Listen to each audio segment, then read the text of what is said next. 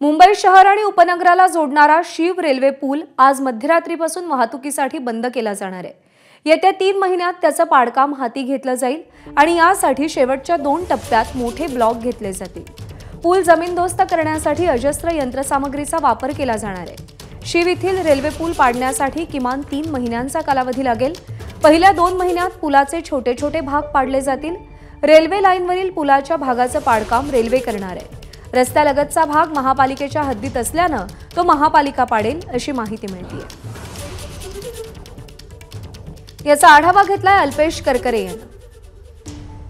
मी सध्या सायन येथील पूर्व आणि पश्चिमेला जोडणाऱ्या ब्रिटिशकालीन पुलावर आहे। हा पूल मध्यरात्री म्हणजेच 1 ऑगस्ट पासून वाहतुकीसाठी बंद करण्यात येणार आहे। आपण पाहतोय हाच तो पूल आहे जो 112 वर्ष जुना ब्रिटिशकालीन पूल आहे।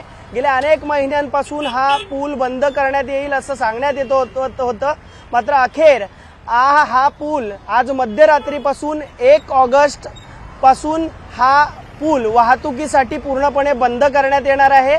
2 वर्षांनी थेट हा पूल खुला करण्यात येणार आहे आणि त्याच अनुषंगाने आपण पाहतोय सध्या बॅनर देखील मुंबई पोलिसांच्या वतीने लावण्यात आलेले आहेत, कारण या ठिकाणी मोठ्या प्रमाणात वाहतूक होते। त्यामुळे या मार्गाचा वापर न करता पर्यायी मार्ग सायन दादर नवी मुंबईला जाण्यासाठी टी जंक्शन असेल तसेच कलानगर असेल याचा वापर करावा असे वाहतूक विभागाच्या वतीने आवाहन करण्यात आलेले आहे। 1 ऑगस्ट पासून हा पूल वाहतुकीसाठी पूर्णपणे बंद असेल। कॅमेरामन हेमंत रमसह मी अल्पेश करकरे, एबीपी माझा, मुंबई। एबीपी माझा, उघडा डोळे बघा नीट।